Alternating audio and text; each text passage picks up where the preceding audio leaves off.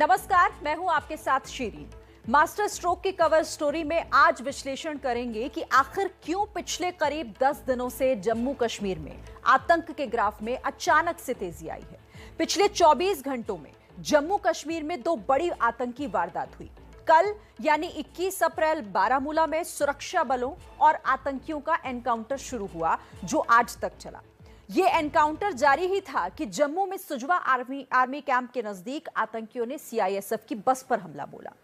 अब से थोड़ी ही देर पहले नौगाम में आतंकियों ने 2 मजदूरों को गोली मारकर जख्मी कर दिया।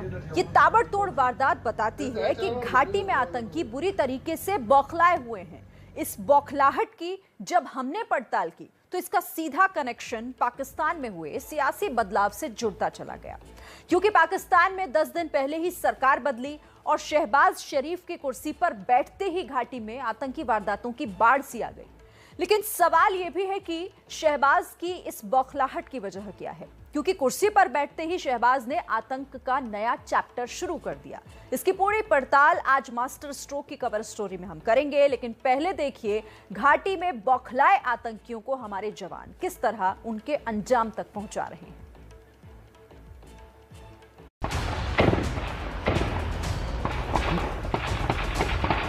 हम जम्मू के सुंजवा के उसी इलाके में है जहां कुछ आतंकियों ने यहां पर सीआईएसएफ की एक बस को निशाना बनाया। यही वो मकान है जहां पर जैश-ए मोहम्मद के 2 आतंकियों ने सीआईएसएफ की बस पर हमला करके शरण ली थी। बारामूला के मालवन में 36 घंटे से ज्यादा समय हो गया है और मुठभेड़ जो है अभी भी जारी है।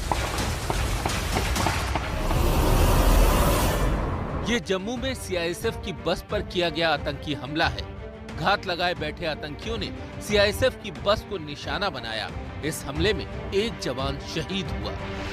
ये तस्वीर इस बात का सबूत है कि कश्मीर में बुझ चुकी आतंक की आग को फिर से भड़काने की कोशिश है। अपना वजूद साबित करने के लिए आतंकी किस कदर बौखलाए हैं, ये इन 2 तस्वीरों से समझिए। पहली तस्वीर बारामूला में सुरक्षा बलों और आतंकियों के बीच हुई मुठभेड़ की है। बारामूला में अभी बंदूकें थमी भी नहीं थी कि जम्मू के सुजवा आर्मी कैंप के पास आतंकियों ने सीआईएसएफ बस को निशाना बना लिया। इन दोनों ही जगहों पर आतंकियों को उनके अंजाम तक पहुंचा दिया गया। लेकिन आतंकियों की इस बौखलाहट की वजह बताई जम्मू कश्मीर के डीजीपी ने। अनफॉर्चुनेटली ये जो लॉन्च है इन 2 दहशतगर्दों की, जो प्राइम मिनिस्टर साहब का विजिट जो 2 दिन के बाद है उसके करीब हुआ, ये एक बड़ी साजिश का हिस्सा है जम्मू के अमन के माहौल को, पीसफुल माहौल को डिस्टर्ब करने का।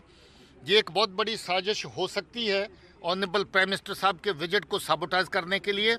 मगर ये अच्छी बात है कि ये वक्त रहते इतला भी मिली और इतला के ऊपर कामयाब ऑपरेशन भी हुआ। साजिश बड़ी थी लेकिन नाकाम हुई, क्योंकि जवान चौकन्ने मुस्तैद थे और आतंकियों को जवाब भी मुंह तोड़ दिया गया। ये तस्वीरें बारामूला में हुई आतंकी मुठभेड़ की हैं, जहां 2 दिन तक यूं ही गोलियां गरजती रहीं।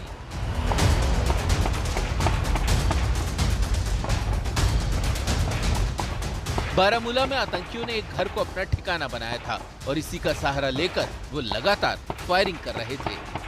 जिस तरीके से यहाँ पे मुठभेड़ हो रही है और जिस तरीके से आप देख सकते हैं कि लगातार धमाकों पे धमाके हो रहे हैं, उससे यही माना जा रहा है कि जो अंदर मिलिटेंट है वो काफी ज्यादा हाईली ट्रेन्ड है और ऐसी जगह पर हैं जहाँ पे सुरक्षा बल उनको निशाना नहीं बना पा रहे हैं और वो लगातार उन पर फायर कर रहे हैं।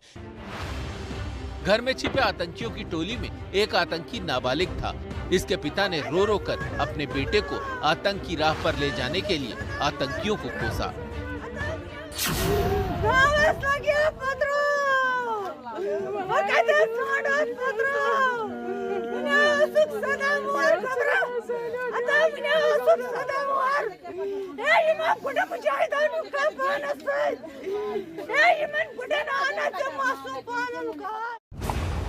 इस नाबालिग आतंकी को सरेंडर कराने के लिए सुरक्षा बलों ने भी पूरी कोशिश की। सेना के अफसर ने भी इसके साथी से बात की। जो फैसला है ना, इसको अपने घर वालों से बात करनी है। अच्छा, शायद ये बाहर आना चाहता है। अच्छा, तुम नहीं आना चाहते बाहर? मेरी तरफ से कोई एतराज नहीं है। अगर ये जाना चाहता है बाहर तो नहीं, तुम नहीं जाना चाहते? हाँ? तुम नहीं जाना चाहते? तुम बचना नहीं चाहते? नहीं, मैं नहीं आना चाहता। क्यों? मैं इधर ही ठीक हूँ। मैं अपने फर्ज के लिए निकला हूँ, बस अपना फर्ज पूरा करके। दोस्त यार, फर्ज तो तुम्हें ही पता है ये क्या है। इसके बाद सेना ने इस नाबालिग आतंकी के पिता को बुलाकर उससे भी सरेंडर की अपील कराई। फैसल बुझा अबूजी चोन ये नजदीक कन सुनियर हथियार त्रा अंदर कन नियर मैं तू थोत तुन चलाइन को निमन से कर में काट फैसल बुझा अबूजी चोन।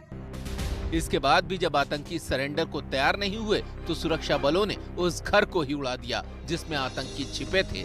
इस ऑपरेशन में 4 आतंकी मारे गए।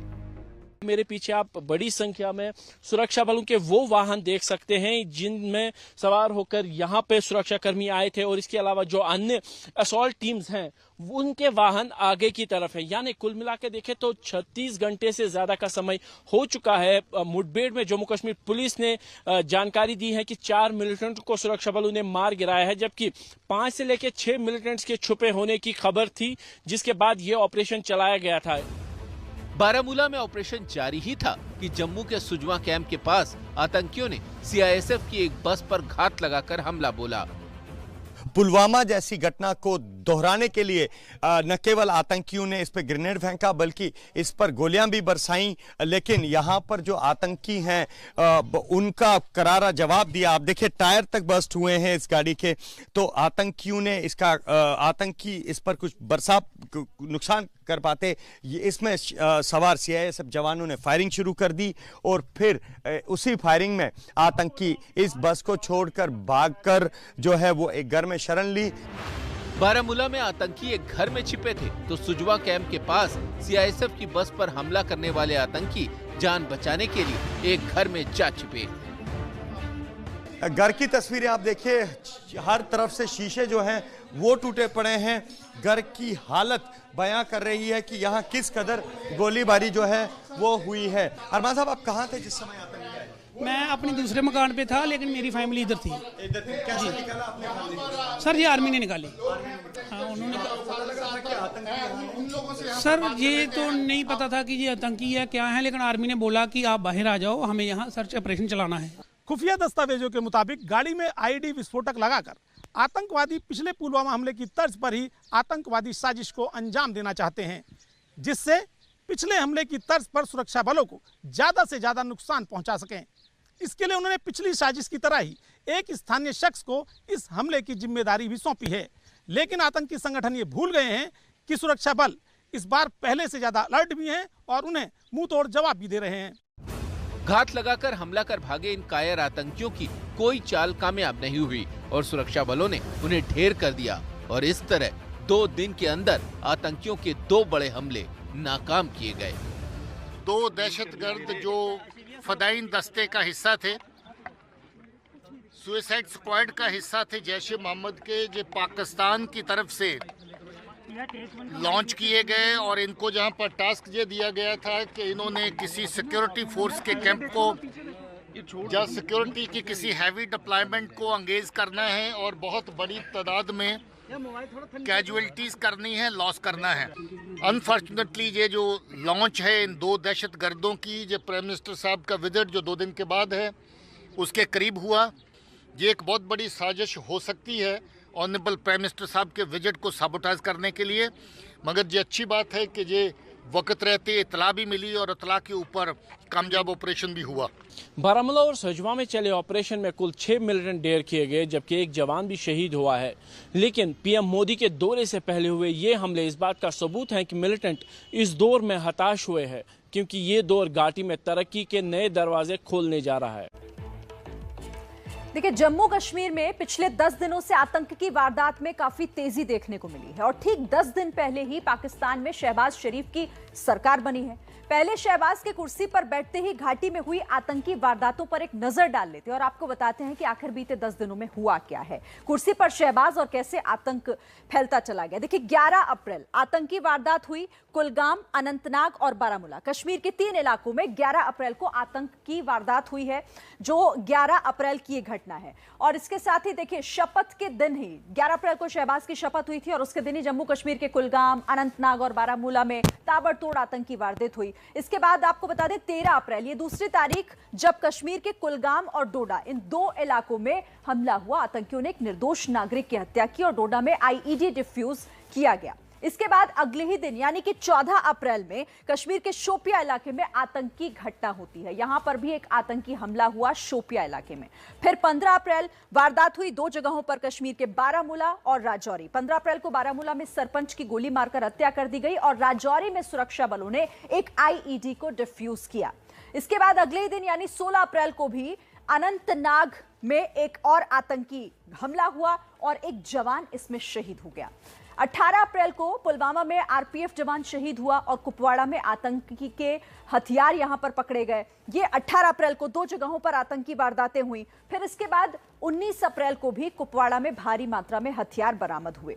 19 अप्रैल के बाद जो अगली घटना हुई वो हुई है 21 अप्रैल को। 21 अप्रैल को आतंकियों और सुरक्षा बलों के बीच मुठभेड़ हुई बारामूला इलाके में।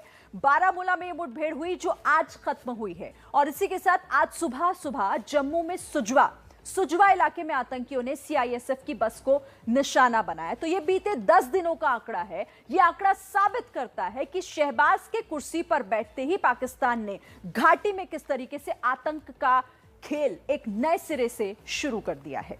तो शहबाज ने 11 अप्रैल को शपथ ली। उसके बाद से जम्मू कश्मीर में किस तरह से, देखिए, शहबाज की शपथ हुई 11 अप्रैल को और उसके बाद आतंकी घटनाएं लगातार यहां पर बढ़ती चली गई।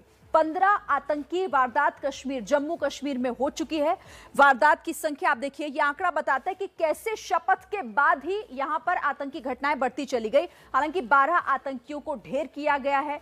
इसके अलावा 2 नागरिकों की इन हमलों में, जो आतंकी वारदातें हुई हैं, उसमें मौत भी हुई है। आतंकियों को अंजाम तक पहुंचाने में 3 जवान भी शहीद हो गए। तो ये शहबाज शरीफ के शपथ लेने के बाद का वो आंकड़ा जो बताता है कि घाटी में कैसे जो घटनाएं हैं आतंक की वो लगातार बढ़ती जा रही हैं। और इसी के साथ साफ है कि शहबाज की ताजपोशी का घाटी में आतंक से सीधा कनेक्शन है। लेकिन सवाल यह है कि शहबाज के गद्दी नशी होते ही आतंक में तेजी क्यों आई है? आखिर क्या है इसके पीछे की वजह, क्या साजिश है? अब आप एक रिपोर्ट देखिए और इसे समझिए। शहबाज शरीफ ने अपनी आतंक नीति का ट्रेलर तो कुर्सी संभालते ही दिखा दिया था, लेकिन सवाल यह है कि शहबाज ने कुर्सी संभालते ही आतंक का राग क्यों छेड़ा है? तो इसकी वजह समझने के लिए पाकिस्तान का राजनीतिक समीकरण समझना होगा।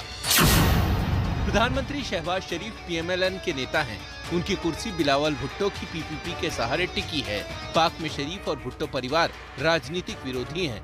इमरान को हटाने के लिए सेना दोनों को साथ लाई। अब पीपीपी और पीएमएलएन का गठबंधन सेना ने बांध रखा है, जिससे शहबाज बाजवा की कठपुतली बने हुए हैं। बाजवा का कार्यकाल अगले 6 महीने में खत्म होने जा रहा है और उनके ही कार्यकाल में भारत ने जम्मू कश्मीर से 370 हटाया है। अब बाजवा कुर्सी छोड़ने से पहले कश्मीर में आतंक फिर जिंदा करना चाहते हैं। बाजवा पाकिस्तान में अपनी वर्दी पर लगे दाग हटाने के लिए घाटी को सुलगा रहे हैं और शहबाज शरीफ एक कठपुतली की तरह उनके साथ खड़े हैं।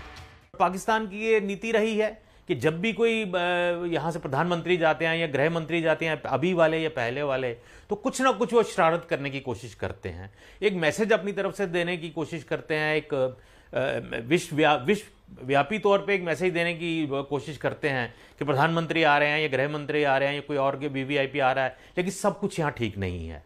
तो ये एक साइकोलॉजिकल वारफेयर भी कह लीजिए और एक जो पाकिस्तान की सोची समझी नीति 30 साल से टेररिज्म भड़काने की जो वहां पे कोशिश की जा रही है, उस नीति के तहत ही एक कड़ी है। इसमें कुछ नया नहीं है।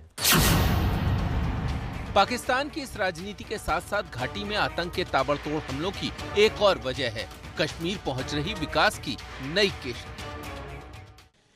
खुफिया सूत्रों के मुताबिक जम्मू कश्मीर में ताबड़तोड़ आतंकी हमले कराने के पीछे पाकिस्तान की कोशिश एक तीर से 2 निशाने करने की है। पहली तो यह है कि वह अंतर्राष्ट्रीय स्तर पर यह संदेश देना चाहता है कि कश्मीर को लेकर भारत में अंदरूनी आतंकवाद जोरों पर है। दूसरी कि वह जम्मू कश्मीर के विकास के लिए सामने आने वाली कंपनियों और व्यवसायियों को डराना चाहता है, जिससे वो जम्मू कश्मीर के विकास के लिए निवेश न करें। बारामूला और सुजवा कैंप में हुए आतंकी हमले को जम्मू कश्मीर में होने वाले पीएम के दौरे से जोड़कर देखा जा रहा है। इस रैली को नाकामयाब करने के लिए, यहाँ पर दहशत फैलाने के लिए, आने वाले समय में अमरनाथ यात्रा जिस प्रकार से हो रही है, इन सभी चीज़ों को रोकने का प्रयास किया गया। लेकिन हमारी जो जाबाज पुलिस है, CRPF है, आर्मी है और TRF है, ICSF है, इन सभी लोगों ने इस ऑपरेशन को करके तो मुझे लगता है इन सबको नाकाम किया है। प्रधानमंत्री के दौरे से पहले आतंकियों की इस बौखलाहट की बड़ी वजह है क्योंकि पीएम का ये दौरा कश्मीर में तरक्की का नया रास्ता खोलने जा रहा है और पाकिस्तान इससे परेशान है। प्रधानमंत्री 24 अप्रैल को जम्मू कश्मीर दौरे पर जाएंगे। कई विदेशी कंपनियों के प्रतिनिधि पीएम के साथ होंगे। इस दौरान घाटी में 38,000 करोड़ के निवेश के प्रस्ताव पर चर्चा होगी। पाकिस्तान इससे बौखलाकर आतंकी वारदात को बढ़ावा दे रहा है, लेकिन पाकिस्तान की बौखलाहट की एक और बड़ी वजह है। कश्मीर में यूएई का प्रतिनिधिमंडल पहुंच रहा है जो पीएम से मुलाकात करेगा क्योंकि यूएई की कई कंपनियां कश्मीर में निवेश करने जा रही हैं। मार्च में खाड़ी देशों के 30 CEO श्रीनगर के दौरे पर आए थे। यूएई का कश्मीर में निवेश पाकिस्तान के कश्मीर स्टैंड को खारिज करता है।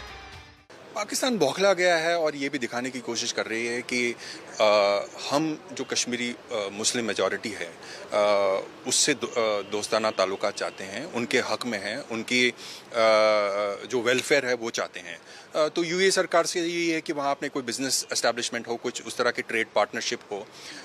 तो ये एक बड़ा सिग्निफिकेंट कदम होगा कि यूएई एक बहुत ही इंपॉर्टेंट मुस्लिम नेशन है। तो उसके वो उनका पीएम के साथ आना अपने आप में एक बहुत प्रतीकात्मक कदम। पाकिस्तान ने पिछले महीने ही इस्लामाबाद में OIC की कॉन्फ्रेंस की। यूएई OIC का महत्वपूर्ण सदस्य है। ऐसे में यूएई का जम्मू कश्मीर में निवेश का ऐलान कहता है कि यूएई जम्मू कश्मीर पर पाकिस्तान के स्टैंड को खारिज करता है और जम्मू कश्मीर को भारत का अभिन्न अंग मानता है, जबकि पाकिस्तान कश्मीर के खिलाफ OIC देशों को एकजुट करने में लगा हुआ था। मास्टर स्ट्रोक में अब पड़ताल होगी ताजा बुलडोजर कांड की। दिल्ली में जहांगीरपुरी बुलडोजर कांड के शोले अभी ठंडे भी नहीं हुए थे कि राजस्थान से एक नया बुलडोजर कांड सामने आ गया है। राजस्थान के अलवर में सड़क चौड़ी करने के लिए 3 मंदिर ढाए गए। इसे लेकर कांग्रेस और बीजेपी में तलवारें खिंच गई हैं, लेकिन मामला इसीलिए पेचीदा हो गया है कि प्रदेश में सरकार कांग्रेस की है और सड़क चौड़ी करने का मास्टर प्लान जारी करने वाली नगरपालिका पर बीजेपी का कब्जा है। इसीलिए दोनों एक दूसरे पर हमलावर हैं। सवाल यह है कि क्या अब बुलडोजर सिर्फ सियासत का हथियार बन गया है? इसका पूरा विश्लेषण हमारी इस रिपोर्ट में होगा।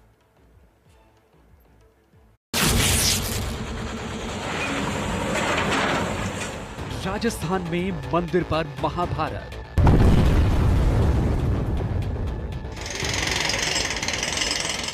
तीन 300 साल पुराने मंदिर पर चला बुलडोजर। ये गया मंदिर पूरा, ये देखो ये गया मंदिर पूरा। एक ही जगह पर 3 मंदिर जमींदोज। यार पैर जूता ले लेके चल रहा है। जब कंधे में नसीब नहीं होगा। यूपी, एमपी और दिल्ली के बाद राजस्थान में बुलडोजर पर बवाल छिड़ा है, लेकिन यहाँ कहानी में ट्विस्ट है क्योंकि बुलडोजर मंदिर पर चला है। राजस्थान के अलवर में ये गया मंदिर पूरा। सड़क चौड़ी करने के नाम पर एक एक करके 3 मंदिर बुलडोजर से ढहाए गए।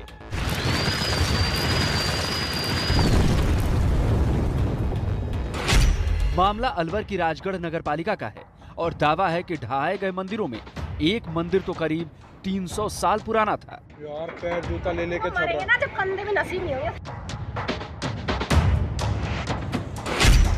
मंदिर पर बुलडोजर चलाने की घटना 17 अप्रैल को हुई थी, लेकिन तस्वीरें अब ऐसे वक्त में सामने आई हैं जब जहांगीरपुरी हिंसा के बाद MCD के अतिक्रमण अभियान पर विवाद हो रहा है। दिल्ली में बीजेपी पर एक समुदाय को टारगेट करने का आरोप लग रहा था और अब राजस्थान की घटना ने बीजेपी को हमलावर होने का मौका दे दिया। आज जो आपने राजस्थान में किया है, शिव मंदिर पर प्रहार करके, वही आपका सत्य है। दुखद यह है कि जहांगीरपुरी में, दिल्ली में एक वैधानिक कार्य को जिस प्रकार से आपने कम्युनल रंग देने की कोशिश की, जिस प्रकार से आपने धर्म का अमली जामा पहनाने का प्रयास किया और जो आप आज राजस्थान में कर रहे हैं, ये दर्शाता है कि कहीं ना कहीं एक बदले के भाव के साथ वोट बैंक की पॉलिटिक्स को कांग्रेस पार्टी। बीजेपी इसलिए भी हमलावर है क्योंकि जब दिल्ली के जहांगीरपुर इलाके में मस्जिद के गेट और आसपास की दुकानों पर बुलडोजर चला तो कांग्रेस आग बबूला थी। राहुल गांधी ने संविधान की दुहाई दी तो कांग्रेस के दूसरे बड़े नेता केंद्र सरकार पर हमलावर हो गए थे। कि हमारी सरकार कोई गुंडागर्दी कर रहे हैं हमारे नागरिकों के खिलाफ। देखिए, हमें तो लग रहा है कि एक संदेश दे रहे हैं एक समुदाय को कि आप लोग के स्टेटस इस देश में अभी बदल गए हैं और हम तय करेंगे आप किस किस्म से जिएंगे इसमें। जब मस्जिद के आगे का अतिक्रमण हटाया गया तो कांग्रेस खफा। जब अलवर में सड़क चौड़ी करने के लिए मंदिर टूटे तो बीजेपी गुस्से में। ये गया मंदिर पूरा। लेकिन अलवर कांड ने बीजेपी को मौका दे दिया है, क्योंकि मुद्दा हिंदुओं के मंदिर से जुड़ा है। लेकिन कांग्रेस का आरोप है कि मंदिर को गिराने का मास्टर प्लान तो बीजेपी का ही है।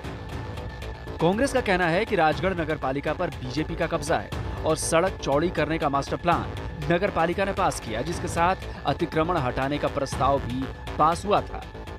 जिला कलेक्टर की तरफ से जारी बयान में भी इस बात की तस्दीक की गई। उस मंदिर के अतिक्रमण हटाने की शुरुआत पूर्व सरकार वसुंधरा राजे जी जब मुख्यमंत्री थी और भाजपा की सरकार थी, तब उस सरकार के समय शुरू हुई। वहां के भाजपा के मंडल अध्यक्ष श्री सत्येंद्र सैनी ने 15/10/2018 को भी जिला कलेक्टर अलवर को एक चिट्ठी लिख करके इस अतिक्रमण को हटाने की बात कही। कांग्रेस ने जब बीजेपी पर पलटवार किया तो बीजेपी ने इस दंगल को नया एंगल दे दिया। बीजेपी ने प्रेस कॉन्फ्रेंस करके कांग्रेस विधायक जौहरी लाल मीणा का वीडियो भी दिखाया। बोया बीज बमूल क्या तो आम घास से खाए। मैं भी आप लोगों से निवेदन करना चाहूंगा, आपके 34 पार्षद हैं और यही पार्षद मेरा है और 6 मेरा नॉमिनेट पार्षद है।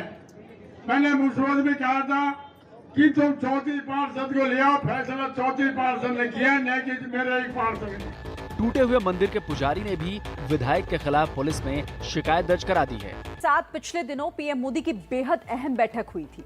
रूस यूक्रेन युद्ध में भी भारत की भूमिका को पूरी दुनिया देख रही है। पिछले 1 महीने में तो ऐसा हो गया है कि भारत सुपर पावर्स का सेंटर बन गया है। ये कैसे, ये आपको समझाने की कोशिश करते हैं कि आखिर ऐसा हुआ कैसा। दुनिया में भारत के बढ़ते कद को आप समझिए। कल यानी कि 21 अप्रैल को British PM Boris Johnson Bharat आए। इससे पहले 11 अप्रैल को प्रधानमंत्री नरेंद्र मोदी और इसके साथ ही अमेरिकी प्रेसिडेंट आप जानते हैं जो बाइडेन के बीच एक महत्वपूर्ण मुलाकात हुई। हालांकि वो वर्चुअल मीटिंग थी, लेकिन कई मायनों में महत्वपूर्ण। साथ ही दोनों देशों में विदेश मंत्री और रक्षा मंत्री के बीच 2+2 की बैठक भी हुई। और इससे पहले 31 मार्च को रूसी विदेश मंत्री सर्गेई लावरोव भारत आए। इसी दिन ब्रिटेन के विदेश मंत्री लिज ट्रस भी भारत आई। और फिर 30 मार्च की अगर बात करें तो 30 मार्च को अमेरिकी डिप्टी एनएसए दलीप सिंह भारत आए और इसी दिन जर्मनी के विदेश और सुरक्षा नीति के सलाहकार जेन्स प्लॉटनर भी भारत आए। इससे पहले दुनिया के बड़े देशों के नेताओं का ऐसा तूफानी दौरा पहले कभी नहीं हुआ, वो भी ऐसे वक्त में जब चीन की भारत से तनातनी बढ़ी हुई है। अमेरिका के साथ भी उसका तनाव लगातार बढ़ रहा है। रूस और यूक्रेन पर जंग छिड़ी हुई है, यानी दुनिया भर में अफरा तफरी का माहौल है और सारे बड़े देश भारत की तरफ देख रहे हैं। बोरिस जॉनसन का दौरा भी इसीलिए हुआ है क्योंकि वो भी ये जानते हैं कि भारत के बगैर कहीं भी बात नहीं बनने वाली। भारत के साथ साझेदारी जरूरी है।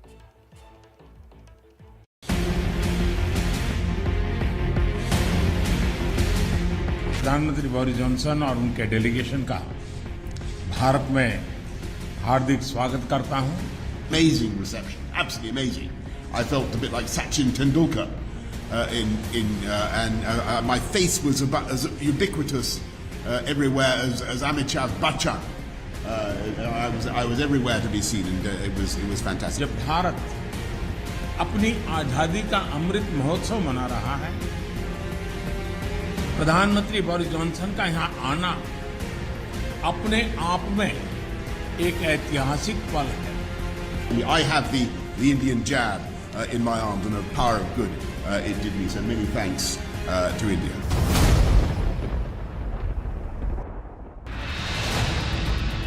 ब्रिटिश प्रधानमंत्री बोरिस जॉनसन के इस दौरे ने भारत और ब्रिटेन के बीच के मजबूत संबंधों में एक और नया अध्याय जोड़ दिया है। उनका ये दौरा सिर्फ इस नजरिए से ऐतिहासिक नहीं है कि दोनों ही देशों के बीच कई तरह के समझौते हुए, बल्कि इसने दुनिया को दिखाया है कि भारत की बढ़ती ताकत को दुनिया में नजरअंदाज करना बेहद मुश्किल हो गया है।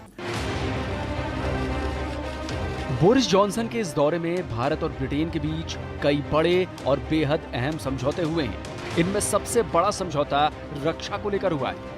ये ज्यादा महत्वपूर्ण इसलिए भी है क्योंकि चीन और पाकिस्तान की तरफ से बढ़ते खतरे को देखते हुए भारत की नीति आत्मनिर्भर बनने की है और इसमें ब्रिटेन बहुत बड़ी भूमिका निभा सकता है। हमने रक्षा क्षेत्र में सहयोग बढ़ाने पर भी सहमति व्यक्त की है। रक्षा क्षेत्र में मैन्युफैक्चरिंग, टेक्नोलॉजी, डिजाइन और डेवलपमेंट सभी क्षेत्रों में यूके द्वारा आत्मनिर्भर भारत के समर्थन का हम स्वागत करते हैं।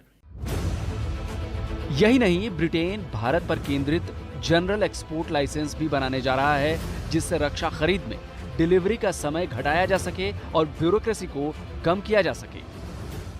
ब्रिटेन के साथ रक्षा के क्षेत्र में साझेदारी बढ़ाने की दो बड़ी वजहें हैं। पहली ये कि भारत की तीनों सेनाओं के लिए आधुनिक हथियारों और उपकरणों की जरूरतों को जल्द से जल्द पूरा किया जा सके, तो वहीं दूसरी ये कि ब्रिटिश कंपनियों की साझेदारी के सहारे मेक इन इंडिया के जरिए अर्थव्यवस्था की ताकत को बढ़ाया जा सके। रक्षा समझौतों का सीधा असर भारत की भविष्य की रक्षा जरूरत पर पड़ने वाला है। साथ ही चीन को काउंटर करने में भी ब्रिटेन भारत की मदद करेगा, क्योंकि अमेरिका सहित ब्रिटेन भी ये अच्छी तरह जानता है कि अगर चीन को काउंटर करना है तो फिर इंडो पैसिफिक में भारत से मजबूत और उससे ज्यादा भरोसेमंद दोस्त और कोई हो नहीं सकता। इसीलिए पीएम मोदी ने भी चीन का नाम लिए बगैर भारत की मंशा साफ कर दी। Free, open, inclusive and rule based order पर आधारित इंडो पैसिफिक क्षेत्र बनाए रखने पर हमने जोर दिया। जाहिर है, अगर क्वाड बना है तो उसे चीन की दादागिरी पर लगाम लगाने के लिए बनाया गया है और बगैर भारत क्वाड का कोई मतलब नहीं है। इसी तरह चीन की बढ़ती ताकत को देखते हुए ब्रिटेन भी भारत से संबंध मजबूत कर रहा है। इसीलिए ब्रिटेन भारत के साथ मिलकर इंडो पैसिफिक में सुरक्षा को बढ़ावा देगा। दोनों देश मिलकर नई फाइटर जेट तकनीक पर काम करेंगे। हेलीकॉप्टर्स निर्माण और मैरीटाइम सिक्योरिटी में भी भागीदारी बढ़ाई जाएगी। बढ़ती रक्षा भागीदारी पर बोलते हुए जॉनसन ने कहा कि इसका सबसे बड़ा फायदा पीएम नरेंद्र मोदी के मेक इन इंडिया प्रोग्राम को मिलेगा।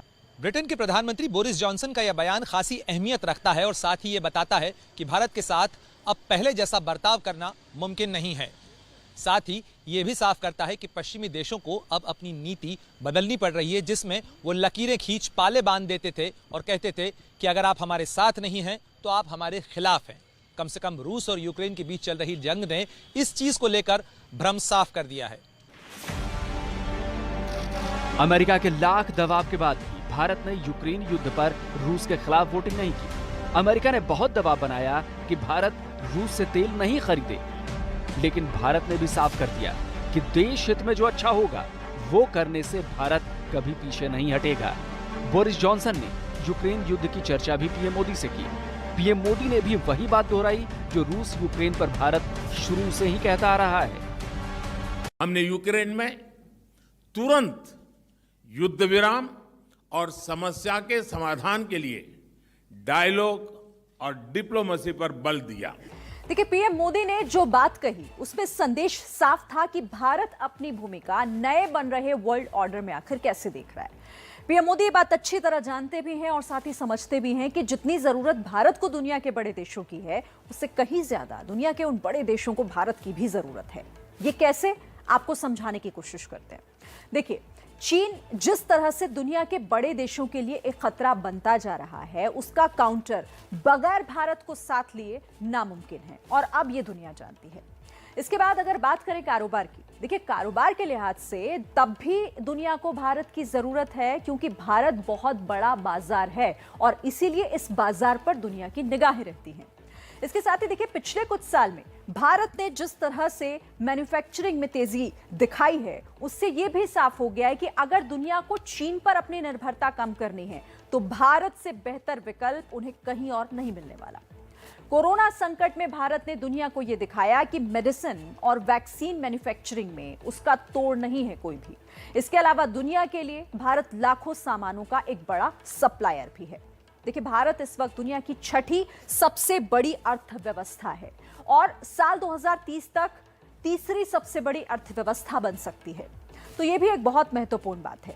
दुनिया भर में मंदी के बावजूद भारत इकलौता ऐसा देश है जहां सबसे तेज बढ़ती इकोनॉमी है। तो ये वो तमाम बातें हैं जो ये बताती हैं कि सिर्फ भारत को दुनिया की नहीं बल्कि दुनिया को भी भारत की जरूरत है। तो दुनिया में भारत की बढ़ती ताकत और बढ़ती साख का अंदाजा आप इस बात से भी लगा सकते हैं कि पाकिस्तान से तारीफों के पुल बांधे जा रहे हैं। पूर्व पीएम इमरान खान को आपने सुना होगा, वो तो पीएम रहते हुए भी और पीएम की कुर्सी छिन जाने के बाद भी भारत की विदेश नीति की तारीफ किए जा रहे हैं।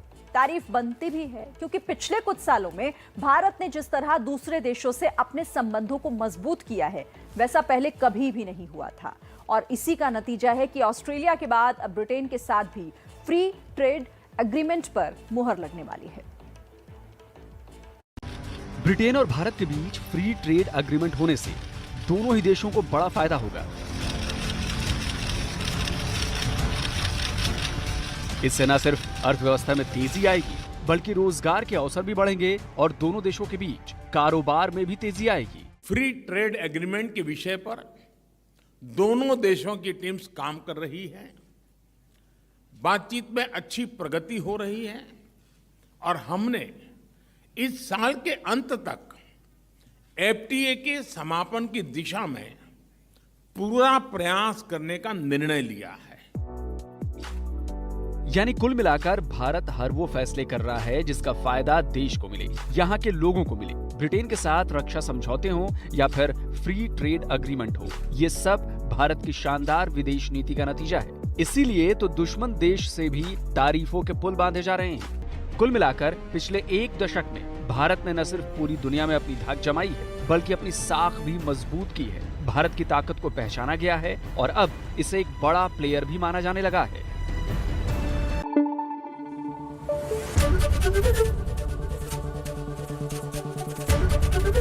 एबीपी न्यूज आपको रखे आगे।